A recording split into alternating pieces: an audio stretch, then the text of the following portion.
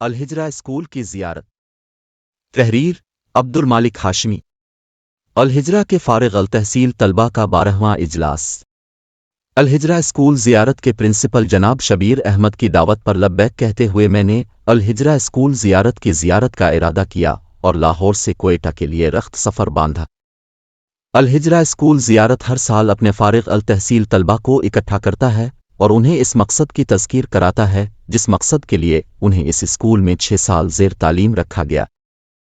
ہر سال کی طرح اس سال بھی الہجرہ ریزیڈینشل اسکول و کالج زیارت کا 12واں اجلاس منعقد کیا گیا۔ اس اجلاس کو رسمی طور پر الہجرہ المنائی پاکستان کانووکیشن سے موسوم کیا جاتا ہے۔ یہ فارغ التحصیل طلباء جن کی تعداد 400 کے لگ بھگ ہے وہ معاشرے کے رنگ میں رنگ نہ جائیں بلکہ ایک سال معاشرے کے قیام میں اپنا حصہ ڈالیں۔ ان طلباء میں سے اب اکثریت معالج، میڈیکل افسر، استاد، انجینئر، فوجی اہلکار، نوکرشاہی، وکیل، پولیس افسر، نقشہ نویس اور دیگر حیثیتوں میں بلوچستان کے طول و عرض میں خدمات انجام دے رہے ہیں۔ زیارت کا محل وقوع۔ زیارت پاکستان کے صوبہ بلوچستان کا ایک ضلع ہے۔ زیارت بلوچستان کے دارالحکومت کوئٹہ سے تقریباً 120 کلومیٹر کے فاصلے پر شمال مشرق میں واقع ہے۔ زیارت کا شمار بلوچستان کے سرد ترین علاقوں میں ہوتا ہے جہاں دنیا میں صنوبر کے قدیم جنگلات میں سے دوسرا بڑا جنگل واقع ہے۔ زیارت کا شمار بلوچستان کے سرسبز ترین علاقوں میں بھی ہوتا ہے۔ یونیسکو کے مطابق 1,68,880 ایکڑ پر مشتمل یہ ایشیا کا دوسرا بڑا جنگل ہے۔ صنوبر کا سب سے بڑا جنگل تاجکستان میں پایا جاتا ہے۔ زیارت کی خوبصورتی یہاں کے صنوبر کے جنگلات کی وجہ سے ہے۔ صنوبر کا درخت دنیا کے قدیم ترین درختوں میں سے ایک ہے۔ زیارت میں پائے جانے والے صنوبر کے بعض درختوں کی عمر کا اندازہ 5 سے 7 ہزار سال لگایا گیا ہے۔ یہ درخت سال میں صرف چند سینٹی میٹر ہی بڑھتا ہے۔ صنوبر کے جنگلات ماحولیات کے لیے مفید ہونے کے ساتھ ساتھ ہجرت کرنے والے نایاب پرندوں اور مارخور سمیت کئی اقسام کے جانوروں کا مسکن بھی ہے۔ زیارت کے صنوبر کی ایک خاص بات یہ ہے کہ اس کی شاخیں تنے کے دونوں اطراف سے خم کھاتی ہوئی اس طرح بلندی کی طرف جاتی ہیں کہ دور سے دیکھنے والے کو پہلی نظر میں یہ گمان ہوتا ہے یہ اللہ کا لفظ لکھا ہوا ہے۔ صنوبر کے درختوں کی یہ خوبصورتی عقیدت مندوں مسحور کر دیتی ہے۔ یہی وجہ ہے زیارت میں ایک مقام پر ایک ایسا ہی درخت مشہور ہے جس کے بارے میں لوگوں کا خیال ہے کہ اس درخت میں اللہ کا نام واضح طور پر دیکھا جا سکتا ہے۔ اہم سیاحتی مقام ہونے کے باعث لوگوں کی ایک بہت بڑی تعداد عید اور دیگر تعطیلات میں سیر و سیاحت کے لیے زیارت کا رخ کرتی ہے۔ انتظامی تقسیم کے لحاظ سے زیارت بلوچستان کے صوبی ڈویژن میں شامل ہے۔ اسے 1986 میں باقاعدہ ضلع کا درجہ دے دیا گیا۔ ضلع صوبی بلوچستان گرم ترین ضلع ہے اور صوبی بلوچستان کا سرد ترین ضلع ہے۔ یہ امر انتہائی حیرت انگیز ہے کہ ضلع صوبی اور ضلع زیارت کی حدود آپس میں ملتی ہیں۔ صوبی ضلع زیارت کے مشرق میں واقع ہے۔ صوبی گرم میدانی علاقہ ہے جبکہ ضلع زیارت سرد پہاڑی علاقہ ہے۔ یہ دو جڑواں اضلاع متضاد آب و ہوا کے حامل ہیں۔ برطانوی ہند کے زمانے میں انگریز افسران موسم گرما میں صوبی کی گرمی سے بچنے کے لیے اپنے دفاتر تمام عملے سمیت زیارت میں منتقل کر دیتے تھے۔ یہ روایت آج بھی جاری ہے۔ ضلع صوبی ڈویژن کے سرکاری افسر آج بھی موسم گرما میں زیارت کے ٹھنڈے اور صحت افزاک مقام میں گرمیاں گزارنے کے لیے یہاں منتقل ہو جاتے ہیں۔ مجھے یاد ہے کہ میرے ایک ماموں بلوچستان کے کسی محکمے میں انجینئر تھے۔ ہم ان سے ملنے 1980 کے ایک موسم گرما میں زیارت گئے تھے۔ الہجرہ اسکول زیارت کا تعارف۔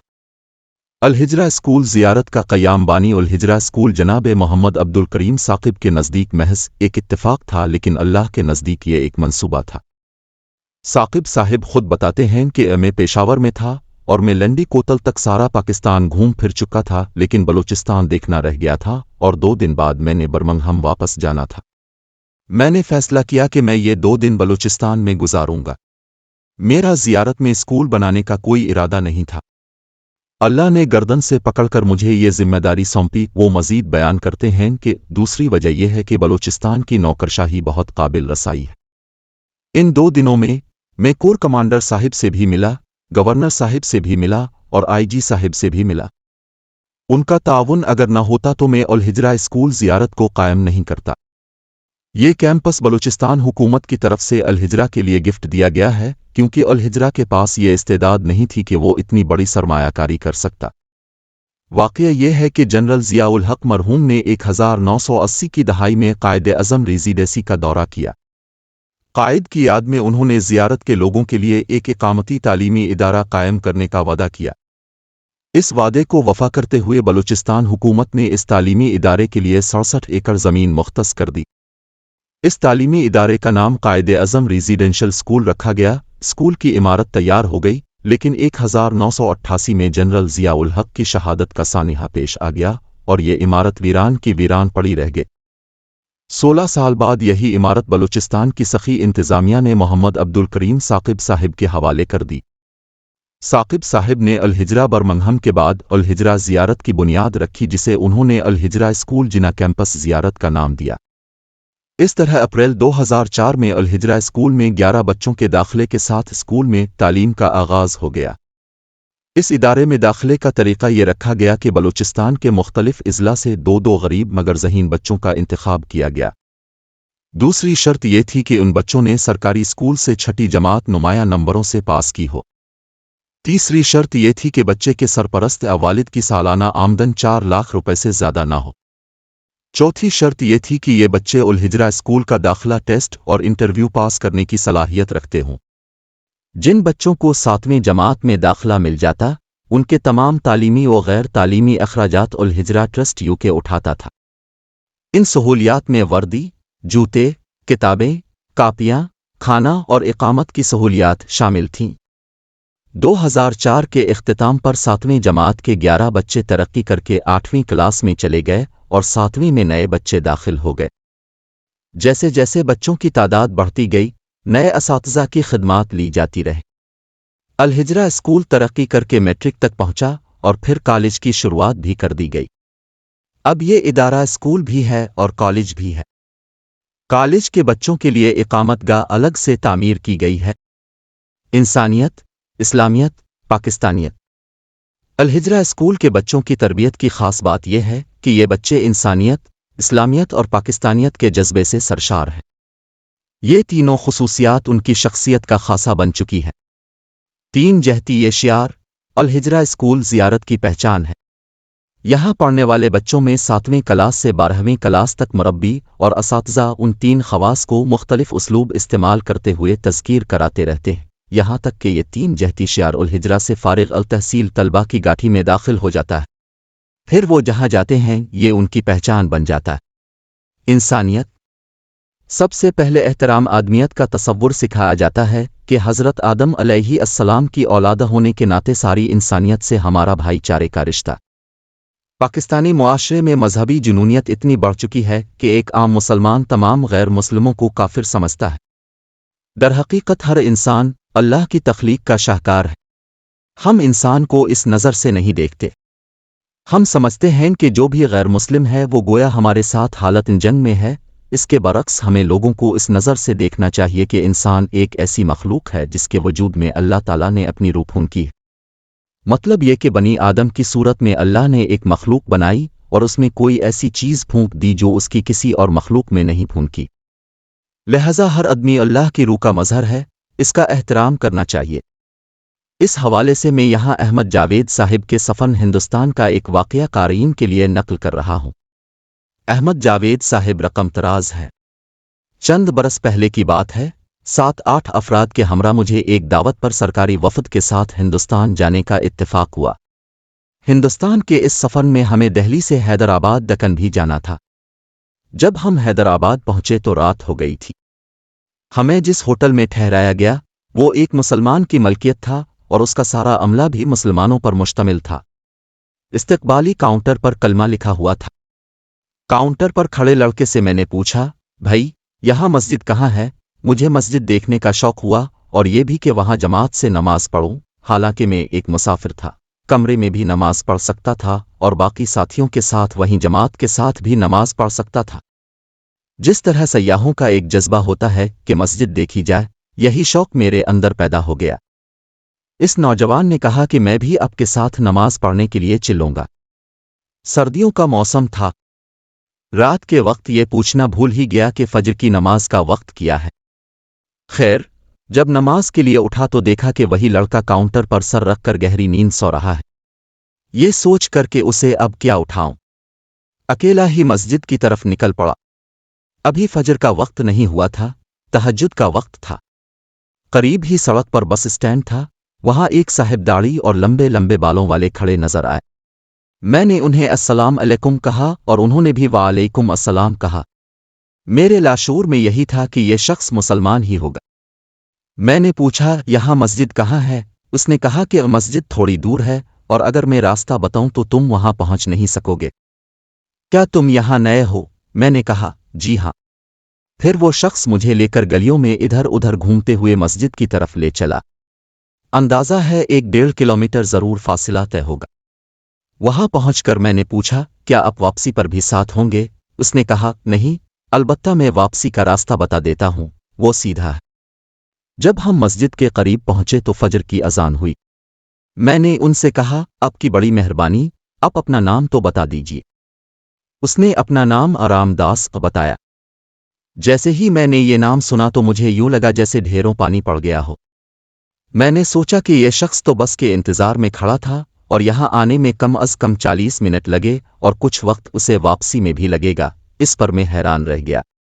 پھر اس شخص نے مجھ سے صرف یہ کہا کہ اب میرے لیے دعا کرنا، اور یہ کہہ کر اور واپسی کا راستہ سمجھا کر وہ چلا گیا۔ اس واقعے پر تبصرہ کرتے ہوئے احمد جاوید صاحب لکھتے ہیں جب کبھی میرے اندر اس شخص کی یاد اٹھتی ہے تو وہ یاد احسان مندی کے جذبے کے ساتھ ہی اٹھتی ہے، حالانکہ میں اس شخص سے آشنا بھی نہیں تھا اور یہ تعلق محض انسانی تعلق کے جذبے کا نتیجہ تھا۔ بالکل یوں محسوس ہوتا ہے کہ مجھے رسول اللہ کی اتباع کا راستہ اس شخص کے ذریعے سے مل گیا ہو، وہ بھی بغیر کسی کوشش اور کسی مجاہدے کے۔ لہٰذا اس پر مجھے اللہ کا شکر ادا کرنا چاہیے۔ اس طرح مجھے اسوہ رسول اللہ کا ایک اسوہ مل گیا ہے اور اللہ نے اس سے ایک مناسبت پیدا کر دی ہے۔ اسلامیت۔ اس شعار کا دوسرا نقطہ اسلامیت ہے جو قرآن کی آیت بے شک مومن ایک دوسرے کے بھائی ہیں سے ماخوذ ہے۔ اسلامی بھائی چارے کو اس ادارے میں شروع دن سے فروغ دیا جاتا ہے۔ اسکول کا ایک شعبہ تربیت بھی ہے جس کے ذمہ دار حمید صاحب اور میں رہے۔ بچوں کو فرقہ واریت سے دور رہنے کی تلقین ہر پیریڈ میں غیر رسمی طور پر کی جاتی ہے، جبکہ جمعہ کے خطبات اور فجر کی نماز کے بعد دروس میں رسمی طور پر فرقہ واریت کے نقصانات سے بچوں کو آگاہ کیا جاتا ہے۔ اتحاد امت کے لیے بھی فروعی اختلافات سے دور رہنے کی تلقین کی جاتی ہے۔ بچوں کو سکھایا جاتا ہے اللہ تعالیٰ نے ہمارا نام مسلمان رکھا ہے، ہم مسلمان ہیں، یہی شناخت ہمارے لیے کافی ہے۔ پاکستانیت۔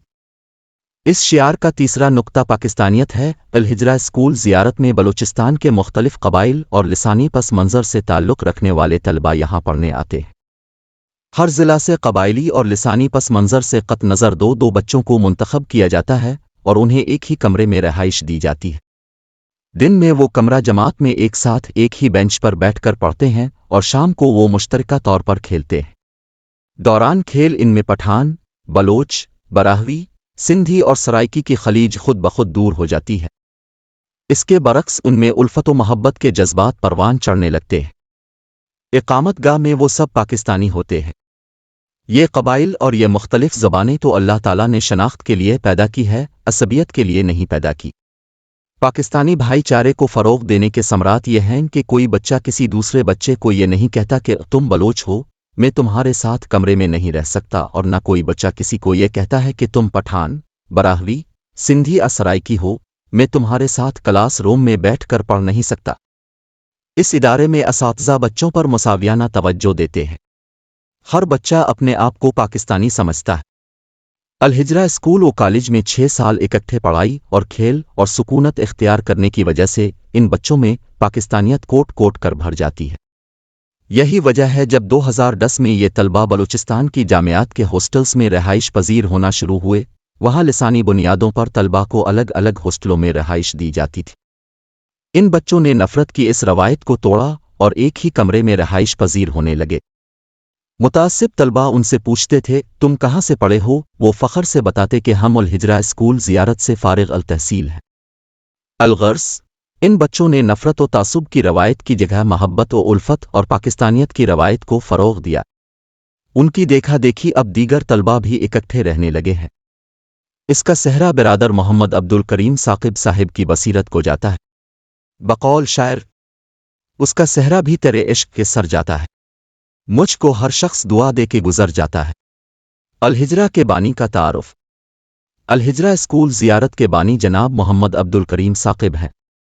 وہ 25 دسمبر 1949 بروز اتوار کو چیک 16 فارم والا نزد گیمبر، تحصیل اوکاڑا، ضلع ساہیوال میں پیدا ہوئے۔ اسکول کی تعلیم چھٹی جماعت تک حاصل کی۔ اس کے بعد انہوں نے ایک دینی درسگاہ سے فراغت حاصل کی اور جامعہ اسلامیہ مدینہ اعلیٰ تعلیم کے لیے چلے گئے 1975 میں۔ وہاں سے فراغت کے بعد وہ حکومت سعودی عرب کی طرف سے برطانیہ دعوت اسلام کے مشن پر گئے۔ بعد ازاں برطانیہ میں مستقل سکونت اختیار کر لی۔ وہ ایک درویش صفت مگر دور اندیش انسان ہے۔ انہیں اللہ تعالیٰ نے اپنے اہداف کو مستقل مزاجی کے ساتھ حاصل کرنے کا ملکہ ودیعت کیا ہوا ہے۔ دوسری طرف ان میں انسانیت، اسلامیت اور پاکستانیت کوٹ کوٹ کر بھری ہوئی ہے۔ وہ پاکستان کی خدمت کرنے کا جذبہ رکھتے ہیں۔ وہ باغبان کا مزاج رکھتے ہیں۔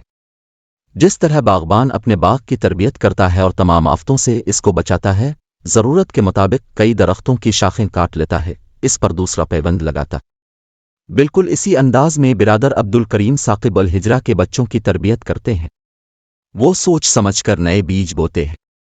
وہ امریکی کردار جانی ایپل سیڈ کی طرح ادھر ادھر بیج بکھیرنا پسند نہیں کرتے۔ الہجرہ اسکول برمنگھم کی تاسیس۔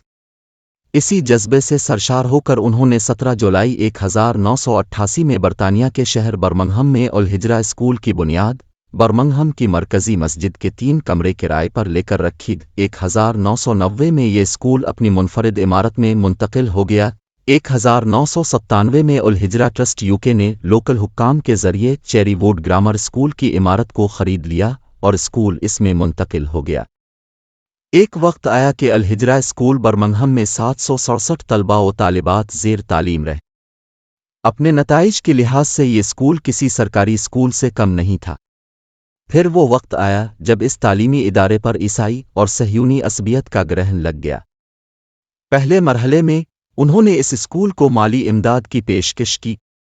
یہ ایک ہیلا تھا۔ عبد الکریم صاحب نے والدین کو اس ہیلے سے آگاہ کیا۔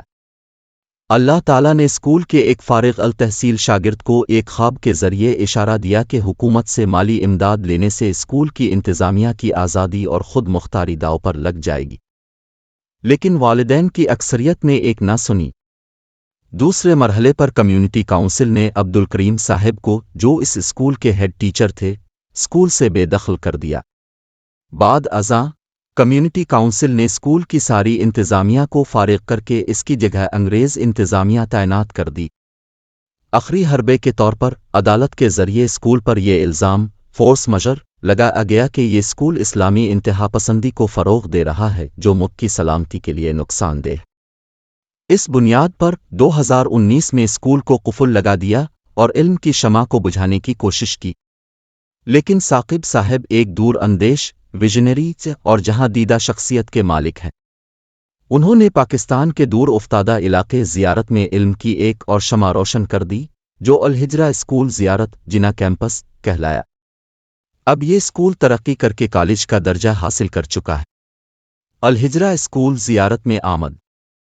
2004 میں جامعہ الامام محمد بن سعود الاسلامیہ، ریاض، سعودی عرب میں آخری سے ماہی کا طالب علم تھا۔ میرے خواب و خیال میں بھی نہیں تھا کہ مجھے الہجرہ جیسے عظیم تعلیمی ادارے میں تدریس کے فرائض کی انجام دہی کے لیے چنا جائے گا۔ 20 مارچ 2005 کو میں فارغ التحصیل ہو کر پاکستان وارد ہوا۔ اپریل 2005 میں ایک قریبی بزرگ رشتہ دار سید عبدالحنان شاہ مرحوم کے ذریعے مجھے الہجرہ جانے کا مشورہ دیا گیا، جو میں نے قبول کیا۔ شاہ صاحب بہت متحرک اور حمیم شخصیت کے مالک تھے۔ اپریل کے مہینے میں زیارت کا موسم بہت سرد تھا۔ گاڑی نے اچانک بریک لگا دی۔ میری نگاہیں الہجرہ اسکول کے سیاہ آہنی گیٹ پر مرکوز تھیں۔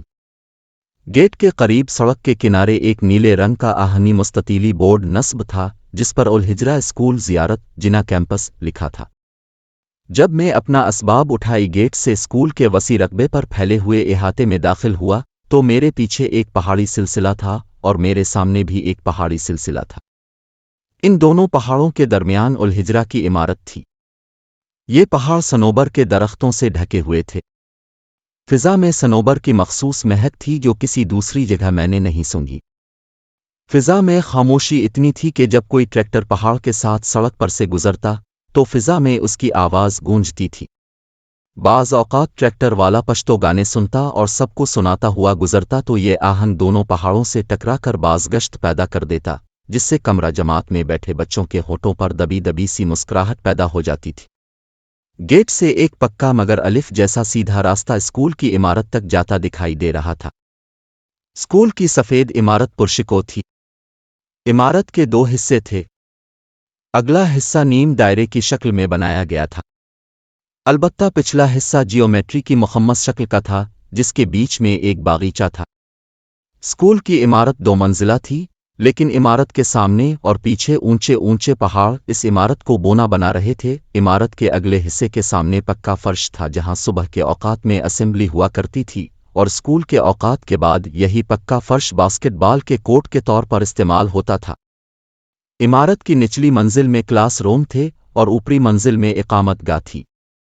کلاس رومز کے سامنے نیم دائری شکل میں طویل برآمدہ تھا۔ سید عاصم خلیل سے پہلی ملاقات جب میں اسکول میں داخل ہوا، اس وقت غالباً چائے کا وقفہ تھا۔ ایک دھان پان سے مگر متحرک استاد کچھ بچوں کو لے کر اسکول کی عمارت کی اوٹ میں دھوپ میں بیٹھے چائے نوش کر رہے تھے۔ دھوپ میں چمک تو بہت تھی مگر تمازت نہ ہونے کے برابر تھی۔ سورج کی کرنوں کی تھوڑی بہت تمازت بھی زیارت کی یخ بستہ ہوائیں اڑا لے جا رہی تھی۔ جیسے جیسے میں اس عمارت کے قریب بڑھ رہا تھا، سب کی نظریں میری طرف مرکوز ہوتی جا رہی تھیں۔ وہ پست قامت، نحیف و نزار جسم استاد سید عاصم خلیل تھے، جن کے شستہ لہجے اور خوش گفتاری سے میں نے پہچان لیا کہ وہ کراچی سے تعلق رکھتے ہیں۔ مگر چونکہ ان کی طبیعت بے حد مضبوط اور کثرتی تھی، اس لیے کسی ضعیف اور نحیف شے کو خود سے منسوب ہوتا پسند نہیں کرتے تھے۔ وہ مونچھوں کے تاؤ اور اپنے بالوں کے بناؤ سنگار کا خاص اہتمام کرتے تھے۔ وہ سردی سے کانپ رہے تھے اور دیوار کی اوٹ میں دھوپ سیک رہے تھے۔ وہ پتلون اور شرٹ کے اوپر سردی سے بچنے کے لیے ایک چادر اوڑے ہوئے تھے۔ تعارف کے بعد معلوم ہوا کہ وہ انگریزی کے استاد ہیں۔ وہ بہت مخلص اور وفاشیار استاد تھے۔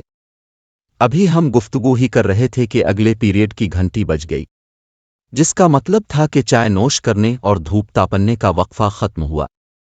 سید عاصم خلیل صاحب نے میری ملاقات اسکول کے پرنسپل جناب رضا احمد بادینی صاحب سے کروائی۔ رضا صاحب نے میرا انٹرویو لیا۔ اس کے بعد انہوں نے بتایا کہ ہمارے پاس فی الحال اردو کے استاد کی جگہ خالی ہے، آپ نے اردو پڑھانی ہے۔ میرا تدریس کا ٹیسٹ لیا گیا۔ غالباً میں نے 7ویں جماعت کو اردو کا ایک سبق پڑھایا۔ سید عاصم خلیل صاحب اور رضا احمد بلوچ صاحب کلاس میں میری تدریس کا مشاہدہ کر رہے تھے۔ میں اس امتحان میں کامیاب رہا۔ رضا صاحب کا تبصرہ مجھے آج بھی یاد ہے۔ آپ کی اردو کی تدریس میں بھی اسلامیات غالب ہے۔ شاید اس کی وجہ یہ تھی کہ میں کلیہ اصول الدین سے تازہ فارغ ہوا تھا۔ الہجرہ کی زیارت، چوتھا حصہ۔ تحریر عبد المالک ہاشمی۔ الہجرہ کے بچوں نے مجھے اپنا پیر و مرشد بنا دیا۔ یہ اپریل 2005 کے دن تھے۔ میں نے 7ویں اور 8ویں جماعت کو اردو اور اسلامیات پڑھانا شروع کی۔ تدریس میں جو تجربات کیے وہ ایک طرف، لیکن جس چیز نے مجھے ان طلبہ کا روحانی پیشوا بنا دیا وہ ان کا حد درجہ میرا احترام اور میرے افعال و اقوال سے عقیدت تھی۔ اس عقیدت و احترام کے ماحول میں مجھے کبھی کبھی یہ گمان شدت سے ہونے لگتا کہ میں کوئی روحانی پیشوا ہوں اور یہ بچے میرے مرید ہیں۔ میں نماز پڑھانے مسجد میں داخل ہوتا تو بچے یکدم میرے لیے صفوں کو چیر کر راستہ بنا دیتے۔ میں جیسے جیسے قدم اٹھا کر محراب کی طرف بڑھتا، میرے یہ مرید احتراماً دائیں بائیں کھسکتے جاتے اور میرے لیے راستہ بناتے جاتے۔ سلام پھیرنے کے بعد کوئی بچہ مسجد سے باہر نہیں جاتا۔ کچھ نمازیں مرحوم حامید صاحب پڑھاتے اور کچھ نمازیں میں پڑھاتا۔ جب میں نماز پڑھا کر باہر نکلتا تو بچے میرے جوتوں کو اٹھا کر میرے سامنے سیدھا کر کے رکھ دیتے۔ میں ان بچوں کے ساتھ پڑھائی کے علاوہ کھانے کی میز پر بھی ساتھ ہوتا تھا۔ جیسے ہی میری پلیٹ خالی ہوتی فوراً ڈیوٹی پر موجود بچہ میری پلیٹ میں سالن ڈالنے کے لیے پہنچ جاتا۔ روٹی ختم ہوتی تو نئی روٹی فوراً ادب سے میرے سامنے رکھ دی جاتی تھی۔ शाम को खेल के वक्फे में बाज अकीदत से सरशार बच्चे मेरे पीछे पीछे चलते रहते थे। ऐसा महसूस होता कि वो अपने मुर्शिद से कसब फैज़ के लिए मुसाहबत कर रहे हैं। वो मेरी रुश्द और रहनुमाई पर मबनी गुफ्तगू को अपने पुलुफ से फौरन बांध लेते थे। यादों का दफ्तर। शबीर अहमद की दावत पर जब मैं 14 जुलाई 2023 को अपने इन मुरीदों से 16 साल बाद मिला तो उन्होंने एक मर्तबा फिर अकीदत और मोहब्बत के फूल निछावर किए। पुरानी यादें ताज़ा करने के लिए मुझे और सैयद आसिम खलील साहिब को ये बच्चे ज़ियारत की सैरो सियाहत के लिए ले गए। पुरानी यादों के दफ्तर को चाय की महफिल में खोल दिया गया और एक एक वरक पलटना शुरू हो गए। यादों के दफ्तर को पढ़ते हुए वो कहकहा भी लगा देते थे। शरारती मीरवाइस, जो अब 17 ग्रेड का टीचर है, ने इस वरक गर्दानी के दौरान मुझे बताया कि इसने मुझे कैसे दस्त दराजी पर मजबूर किया। उसने हमीद साहिब का एक वाकया भी सुनाया कि हामिद साहिब इस पर नाराज हुए और इसे डांटा। मीरवाइस अपने कमरे के दरवाजे की ओट से ये डांट सुन रहा था।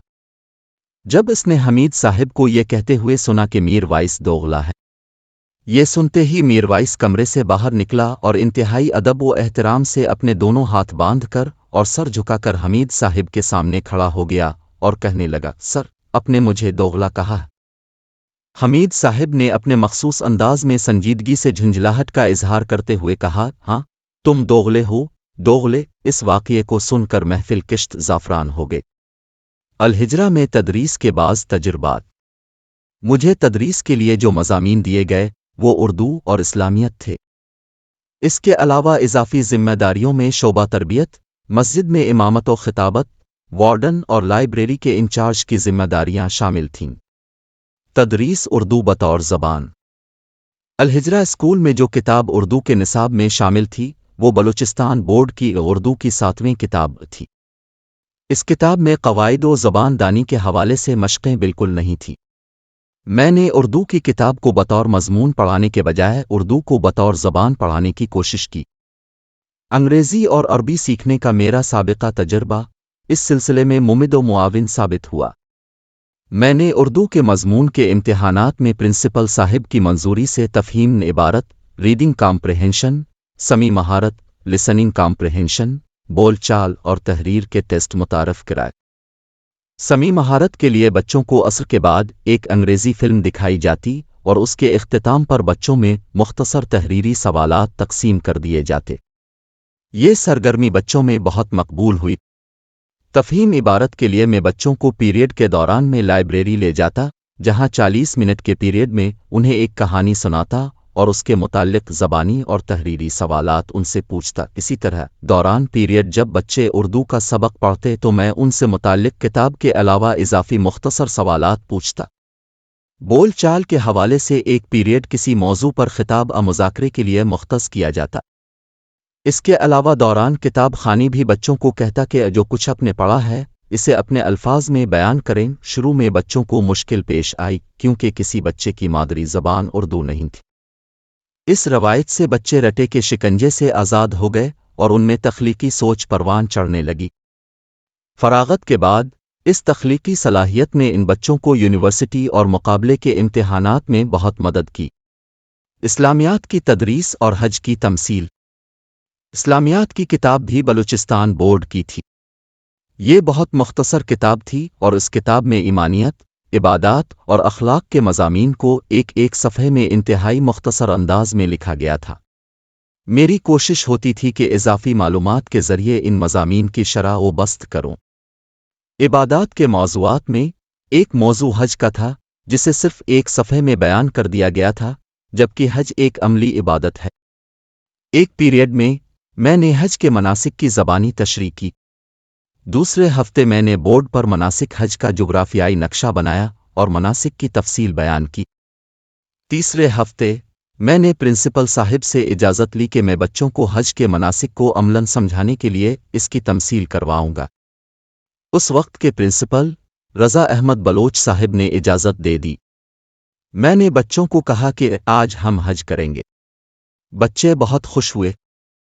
इसके लिए हम क्लास से बाहर जाएंगे। यह हसन इत्तेफाक था कि अल-हिजरा स्कूल ज़ियारत का कैंपस 67 हेक्टर पर फैला हुआ था। इसमें चेरी और सेब के बागात भी थे। میں نے بچوں کو کہا کہ اگرچہ حج کے مناسک 5 دنوں پر مشتمل ہوتے ہیں، لیکن ہم ان 5 دنوں کے چیدہ مناسک کو 40 منٹ کے اس پیریڈ میں ادا کریں گے۔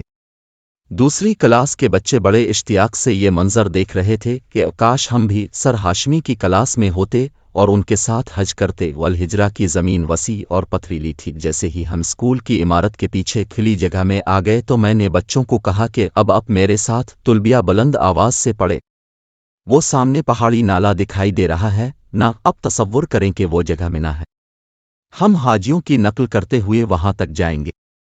بچے میرے ساتھ تلبیہ بآواز بلند دہرا رہے تھے۔ میں عربی میں کہتا جس لبيك اللهم لبيك لبيك لا شريك لك لبيك إن الحمد والنعمة لك والملك لا شريك لك۔ اس کا ترجمہ یہ ہے، حاضر ہوں اے اللہ، میں حاضر ہوں، تیرا کوئی شریک نہیں، میں حاضر ہوں۔ بچے بھی یہ کلمات بآواز بلند میرے پیچھے دہراتے جاتے، پھر میں کہتا حمد و ستائش، نعمتیں اور فرما روائی تیری ہی ہے، تیرا ان میں کوئی شریک نہیں۔ بچے بھی انتہائی مسرت کے جذبات کے ساتھ یہ کلمات زوردار آواز سے دہراتے۔ وسیع رقبے پر پھیلا ہوا الہجرہ اسکول کا یہ کیمپس چونکہ 2 پہاڑوں کے درمیان واقع تھا، اس لیے یہ نعرہ پلٹ کر واپس ہمیں سنائی دیتا، جس سے بچوں میں مزید جوش و خروش پیدا ہوتا اور وہ پہلے سے زیادہ بلند آواز میں یہ نعرہ لگاتے۔ اس سرگرمی کے دوران دوسرے بچے اپنے کلاس روم کی کھڑکیوں سے کن انکھیوں سے یہ منظر دیکھنے کی کوشش کر رہے تھے، کیونکہ ان کی کلاس میں استاد صاحب انہیں پڑھا رہے تھے۔ ان کے دل میں بھی یہ خواہش پیدا ہو رہی تھی کہ وہ بھی اس سرگرمی میں ان بچوں کے ساتھ شریک ہوں۔ الغرض ایک مقام پر پہنچ کر میں نے بچوں کو وقفہ کروایا اور بتایا کہ یہ منی ہے، یہاں حاجی 1 دن اور 1 رات قیام کرتے ہیں، نمازیں پڑھتے ہیں، قرآن کی تلاوت اور ذکر اذکار کرتے ہیں۔ اس کے بعد ہم اگلے مقام کی طرف بڑھے اور اسے ہم نے عرفہ کا نام دیا۔ بچے تلبیہ پڑھتے میرے پیچھے چلتے رہے۔ کچھ بچے شرارت بھی کر رہے تھے، لیکن اس سرگرمی سے وہ بہت محظوظ بھی ہو رہے تھے۔ عرفہ کے بعد ہم مزدلفہ پہنچے۔ میں نے انہیں بتایا کہ مزدلفہ میں حاجی رات کو قیام کرتے ہیں اور صبح زوال کے بعد بڑے شیطان کو کنکریاں مارتے ہیں۔ کنکریاں مارنے کی جگہ منی میں ہے، جو مزدلفہ سے متصل ہے۔ کنکریاں مارنے کا مرحلہ اس ساری سرگرمی میں بچوں کے لیے انتہائی مزیدار تھا۔ وہ میرے ساتھ بسم اللہ اکبر کہہ کر ایک بڑی سی چٹان کو 7 کنکریاں مارنے لگے۔ اس طرح ہم 40 منٹ کے پیریڈ میں حج کی تمثیل کر کے واپس اپنی کلاس میں آ گئے۔ یہ سرگرمی پورے اسکول کے بچوں میں بہت مقبول ہوئی۔ دوسری کلاسوں کے بچے بھی مجھ سے مطالبہ کرنے لگے، سر ہمیں بھی حج کروائیں۔ جن کو میں نے حج کی تمثیل کروائی تھی وہ بچے آج بھی اس سرگرمی کو یاد کرتے ہیں۔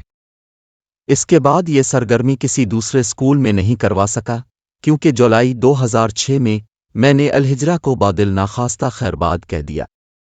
الہجرہ میں گزرے شب و روز، وارڈن کی ذمہ داری۔ چونکہ الہجرہ اسکول ایک اقامتی ادارہ ہے، اس لیے اساتذہ پڑھائی کے علاوہ بھی مختلف تعلیمی اور غیر تعلیمی سرگرمیوں میں بچوں کے ہمراہ ہوتے تھے۔ اساتذہ کی مستقل مصاحبت سے بچوں کی بھرپور تربیت ہو جاتی تھی۔ جس دن میری وارڈن کی ڈیوٹی ہوتی تھی، مغرب کے بعد میں بچوں کے کمروں کا راؤنڈ لگاتا۔ مغرب کی نماز کے بعد سے رات 10 بجے تک مطالعہ کا وقت ہوتا۔ بیچ میں نماز عشاء اور رات کے کھانے کا وقفہ بھی ہوتا۔ اس وقفے میں بچے اپنا ہوم ورک کتاب خوانی کرتے تھے۔ بچوں میں تجسس اور علم کی تڑپ اتنی زیادہ تھی کہ وہ مجھ سے مختلف موضوعات پر استفسار کرتے رہتے تھے۔ رات کے کھانے کے دوران میں ہر میز پر ایک استاد ان کے ساتھ موجود ہوتا تھا۔ عاصم خلیل صاحب کھانے کے طور اطوار انہیں سکھاتے تھے، جبکہ حامد صاحب انہیں اسلامی آداب سکھاتے تھے۔ الغرض الہجرہ میں تعلیم و تربیت کا چولی دامن کا ساتھ تھا۔ وارڈن کی ذمہ داری یہ ہوتی تھی کہ وہ بچوں کی صحت کا بھی ضامن ہو۔ اگر کسی بچے کی طبیعت ناساز ہو تو فوراً انتظامیہ کو مطلع کرے۔ طبی معائنے کے لیے اگر ضرورت پڑے تو سالے لالا کی گاڑی میں زیارت شہر کے ہسپتال میں ڈاکٹر سے رجوع کیا جاتا۔ سالے لالا الہجرہ کی تاسیس سے قبل مرحوم ضیاء الحق کے پروجیکٹ کے قائد اعظم ریزیڈینشل اسکول کی تعمیر کے دوران اپنا پسینہ اس کی بنیادوں میں ڈال چکے تھے۔ آج بھی وہ اسی جذبے کے ساتھ بچوں کی خدمت کر کے الہجرہ کو خراج عقیدت پیش کر رہے ہیں۔ رات 10 بجے کمروں کی بتیاں گال کر دی جاتی، بچے خواب کی وادیوں میں چلے جاتے تھے، لیکن وارڈن کی ذمہ داری ختم نہیں ہوتی تھی۔ فجر کی نماز سے 40 منٹ پہلے وارڈن کو ہر کمرے کا دروازہ کھٹکھٹانا ہوتا تھا، لیکن میرا معمول دروازہ کھٹکھٹانے کے بجائے قدرے مختلف تھا۔ میں ہر کمرے کے دروازے پر عربی میں کہتا حقومو للصلاۃ، یعنی چلو نماز کے لیے اٹھو۔ فجر کے بعد درس حدیث۔ فجر کی نماز کے بعد حمید صاحب ایک حدیث پڑھتے اور اس کی تشریح کرتے۔ بچے اس حدیث کو 20 منٹ تک یاد کرتے۔ عبد الکریم ثاقب صاحب نے 40 احادیث کا ایک مجموعہ بچوں کے لیے مرتب کیا ہے۔ الہجرہ میں بچے ان 40 احادیث کو فجر کے بعد پڑھتے، سمجھتے اور انہیں حفظ کرتے تھے۔ درس حدیث کے بعد تقریباً 2 گھنٹے آرام، غسل اور اسکول کی تیاری کے لیے ہوتے تھے۔ 7 بجے بچوں کو حکم تھا کہ وہ وردی پہن کر ڈائننگ روم میں پہنچ جائیں۔ گرمیوں میں بچوں کی وردی نیلی شلوار قمیض ہوتی تھی اور سردیوں میں تیز نیلی رنگ کی پتلون اور سفید شرٹ ہوتی تھی۔ صبح کی سیر۔ درس حدیث کے بعد بعض اوقات میں صبح کی سیر کو نکل جاتا تھا، خاص طور پر جس ہفتے میں گھر نہیں جاتا تھا۔ زیارت میں صبح کے اوقات میں صنوبر کی مہک بہت تیز ہوتی ہے۔ زیارت کی فضا تو ویسی ہی صحت بخش ہے، لیکن صبح کے وقت آکسیجن کی مقدار بہت زیادہ ہوتی ہے۔ الہجرہ کے گیٹ کے سامنے سڑک کو عبور کر کے میں پہاڑ پر چڑھ جاتا۔ ہر طرف خاموشی ہوتی، اتنی خاموشی کہ انسان اپنے اندر کی آواز سن سکتا ہے۔ میں اس موقع کو غنیمت جانتے ہوئے پہاڑ پر ایک مخصوص بلندی تک چڑھ جاتا اور ایک چٹان پر براجمان ہے کر اپنے اندر کی آواز سننے کی کوشش کرتا۔ اپنے آپ سے ہم کلام ہونے کا یہ نادر موقع ہوتا۔ ایسا محسوس ہوتا جیسے میری ذات کا ایک حصہ مجھ سے الگ ہو کر مجھ سے مکالمہ کر رہا ہو۔ اس طرح یہ مکالمہ یک طرفہ کلام مانولوگ کے بجائے 2 طرفہ گفت و شنید ڈائیلوگ بن جاتا تھا۔ اپنے محاسبے کا یہ بہترین ذریعہ تھا۔ اس کو پیمائی کے دوران دوسری چیز جو میرے مطمع نظر تھی وہ یہ تھی کہ مظاہر قدرت کا قریب سے مشاہدہ کیا جائے۔ مظاہر قدرت کا قریب سے مشاہدہ میرے لیے تقرب الی اللہ کا بہترین ذریعہ ثابت ہوا۔ جب میری نظر بلند و بالا پہاڑ پر پڑتی تو بے اختیار اللہ کی بڑائی کے کلمات زبان پر رواں ہو جاتے، قرآن کی آیات زبان پر ایجاد جن میں ذکر ہے کہ ہم نے پہاڑ کو میخیں کی طرح گاڑ دیا ہے۔ جب میری نظر ہزاروں سال پرانے صنوبر کے درختوں پر پڑتی تو دل فوراً اللہ کی صفت قدیمی کی تعریف کرنے لگتا۔ مظاہر قدرت کے مشاہدے میں ایک خوبصورت اور نایاب پرندہ سرخاب زبان پر خود بخود اللہ کی تسبیح جاری کروا دیتا۔ عجیب و غریب پرندوں کی چہچہاہٹ اور حشرات الارض کی گنگناہٹ سنائی دیتی تھی تو قرآن کے کلمات یاد آ جاتے کہ اس کی پاکی تو 7 آسمان اور زمین اور وہ ساری چیزیں بیان کر رہی ہیں جو آسمان و زمین میں ہیں۔ کوئی چیز ایسی نہیں جو اس کی حمد کے ساتھ اس کی تسبیح نہ کر رہی ہو، مگر تم ان کی تسبیح سمجھتے نہیں ہو۔ حقیقت یہ ہے کہ وہ بڑا ہی بردبار اور درگزر کرنے والا ہے۔ اس دوران جب سورج کی پہلی کرن میرے اوپر پڑتی تو امجد اسلام امجد کا شعر یاد آ جاتا کہ روشنی کی جستجو میں روشنی کا راز ہے۔ سورج کی پیو آوے پھوٹتا دیکھ کر اللہ کی صفت نورانی کا مظہر سامنے آ جاتا اور زبان پر اللہ نورا سماوات والارض کے کلمات جاری ہو جاتے۔ ان ابتدائی کرنوں کے اثرات روح اور جسم دونوں پر براہ راست پڑتے تھے۔ میں اپنے سامنے الہجرہ اسکول کا کیمپس دیکھ رہا ہوتا جو ابھی تک ظلمت کی چادر اوڑے ہوئے ہوتا، کیونکہ چھٹی والے دن کے ناشتہ تاخیر سے ہوتا تھا۔ اس روحانی و جسمانی سفر نمشاہدات قدرت سے ہفتہ بھر کے لیے توانائی لے کر میں سوئے الہجرہ آ جاتا۔ کبھی کبھار میں بچوں کو بھی اپنے ساتھ اس سفر مشاہدات قدرت میں شریک کر لیتا تھا۔ اسکول اسمبلی میں خطابت کی مشق کے لیے بچوں کو 3 زبانوں میں موضوعات دیے جاتے۔ ایک دن قبل متعلقہ استاد کی رہنمائی میں اس تقریر کی تیاری کی جاتی۔ کسی دن عربی میں تقریر کی جاتی، کسی دن انگریزی اور کسی دن اردو میں کسی موضوع پر اظہار خیال کیا جاتا۔ इस सरगर्मी का बुनियादी मकसद ये था कि बच्चों में लोगों से मुखातिब होने का सलीका आ जाए और वो पुरएतिमाद शख्सियत बन जाए। असेंबली के इख्तिताम पर एक उस्ताद की जिम्मेदारी होती कि वो बच्चों के यूनिफॉर्म, जूतों, बाल और टाखन को चेक करे। असरी सरगर्मियां। आज़ाद मुताला। असर की नमाज के बाद मगरिब तक बच्चे अंदरून खाना और बैरून खाना सरगर्मियों में मसरूफ रहते। कुछ बच्चे लाइब्रेरी में आज़ाद मुताला के लिए चले जाते। मैं लाइब्रेरी का इंचार्ज भी था। मुख्तलिफ इदारों को खतूत लिखकर मैंने लाइब्रेरी में किताबों का इजाफा किया। स्कूल की इंतजामिया ने एक दफ़ा 25,000 रुपये मुझे दिए, जिससे मैंने लाइब्रेरी में कीमती कुतुब का इजाफा किया। खास बात यह है, बच्चों में किताब बीनी की आदत इस वक्फे की बदौलत परवान चली। गैर रस्मी तरबियत। इस तफरीही वक्फे में तलबा मुख्तलिफ असातिज़ा के गिर्द इस तरह हल्का बनाकर खड़े होते जैसे शहद की मक्खियां रस की तलाश में फूल के गिर्द मंडलाती हैं। हमीद साहिब का हल्का असहाब में अरबी ज़बान में गुफ्तगू हो रही होती। शेख और मुरीद बाज औकात चहल कदमी करते करते बाब जियारत तक चले जाते, जो स्कूल के गेट से 500 मीटर के फासले पर है। हमीद साहिब ने बच्चों में अरबी बोल चाल का ऐसा मलिका पैदा कर दिया था कि वो अपना माफी अल ज़मीर अरबी में बयान करने लग गए थे।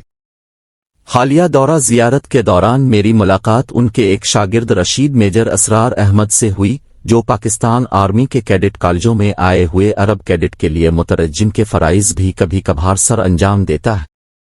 दूसरा हल्का असहाब सैयद आसिम खलील साहिब का था। बच्चे उनसे अंग्रेजी में महव कलाम होते। वो रोबदार और खुब जाने वाली आवाज में बच्चों से गुफ्तगू करते। लेकिन शाम की इस गैर रस्मी मुलाकात में वो अपने रोब और दबदबे के लिबादे को उतार कर एक तरफ रख देते और बच्चों में घुल मिल जाते। लेकिन बच्चे भी बहुत समझदार थे, वो एहतराम की हुदूद पार नहीं करते थे। आसिम साहिब खुद भी वजी शख्सियत के मालिक थे। उनकी सुबहत से बच्चों ने कपड़े पहनने का ज़ौक़ सलीम सीखा। उन्हें अपनी पोशिश का बहुत ख्याल रहता था। वो उल्टी मांग निकाला करते थे। वो एक धान पान शख्सियत थे। अगर गौर किया जाए तो जिस्म की लागरी का ये एहसास ही उनकी मजबूत और परवजाहत जिंदगी की सबसे बड़ी कुव्वत थी। उनके चलने फिरने, उठने बैठने, खाने पीने और बोलने सोचने में ये कुव्वत हर वक्त कार फरमा रहती। खुराक बहुत ही कलील थी। वो इतना कम खाते थे कि मुझे बाज औकात ताज्जुब होता कि वो जीते किस तरह हैं। उनकी चाल ढाल फौजियों वाली थी।